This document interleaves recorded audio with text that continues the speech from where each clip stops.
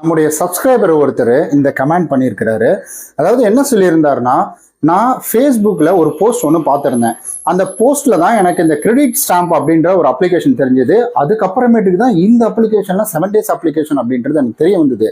இப்போ என்னுடைய வாட்ஸ்அப்பை அன்இன்ஸ்டால் பண்ணிடலாமா, இல்லை வந்துட்டு டெலிட் பண்ணிடலாமா அப்படின்ற மாதிரி கேட்டிருக்காரு. அக்கௌண்ட்டே டெலிட் பண்ணிடலாமா அப்படின்ற மாதிரி கேட்டிருக்காரு. ஆக்சுவலி நீங்கள் இந்த மாதிரி 7 days அப்ளிகேஷன் அப்படின்றதுக்குள்ளே போயிட்டீங்கன்னா முதல்ல அந்த அப்ளிகேஷனை தான் நீங்கள் அன்இன்ஸ்டால் பண்ணணும்.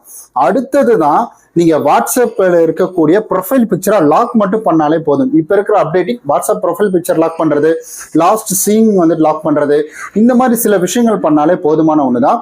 இதுக்காக நம்ம தெளிவாக ஒரு வீடியோ ஒன்று மேக் பண்ணியிருக்கோம். ஸோ அந்த வீடியோ நம்மளுடைய நம்ம லோன் ஆப் தமிழ் சேனலில் போஸ்ட் பண்ணியிருக்கிறான்னு மறக்காம அது போய் பாருங்க. நம்மளுடைய பயோலா லிங்க் அப்படின்றது இருக்கும், நம்ம சேனலோட லிங்க். ஸோ இதன் மூலியமா நீங்க இந்த மாதிரி 7 days அப்ளிகேஷன் வெளியில வர்றது அப்படின்றதுக்கான ஒரு கிளியரான விஷயத்தை தெரிஞ்சுக்க முடியுங்க. அந்த வீடியோ போய் முழுமையா பாத்தீங்கன்னா. அண்ட் நீங்க வாட்ஸ்அப் டெலிட் பண்ண வேணாம் பிரதர். ஸோ வாட்ஸ்அப்பை நீங்க எதுவுமே பண்ண வேணாம், அது அப்படியே இருக்கட்டும். ஆனா லாஸ்ட் சீயிங் மட்டும் ஆஃப் பண்ணி வச்சிருங்க. அண்ட் அதே போல ப்ரொஃபைல் பிக்சரு, மற்ற டீட்டெயில், ஸ்டேட்டஸ் இது எல்லாமே உங்களுடைய ஃப்ரெண்ட் லிஸ்ட், கான்டாக்ட் லிஸ்ட்ல இருக்கிறவங்க மட்டும் தான் பாக்குற மாதிரி செட் பண்ணி வச்சுக்கோங்க. அண்ட் சோஷியல் மீடியா எல்லாத்துலயுமே நான் சொல்றேன், எதுல ஆடு வருது எது வந்தாலும் சரி, ஸோ அதெல்லாம் நம்பாதீங்க.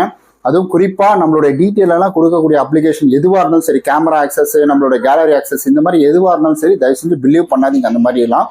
ஏன்னா இந்த மாதிரி நிறைய அப்ளிகேஷன் சுத்திட்டு இருக்குது. ஏன் யூடியூப்ல கூட ஆடு வரலாம், இன்ஸ்டாகிராம்ல போஸ்ட் வரலாம், அண்ட் ஃபேஸ்புக்லயும் போஸ்ட் வரலாம், டெலிகிராம்ல உங்களுக்கு லிங்க் ஷேர் ஆகலாம். இந்த மாதிரி நிறைய இருக்கு. அதனால கவனமா இருங்க.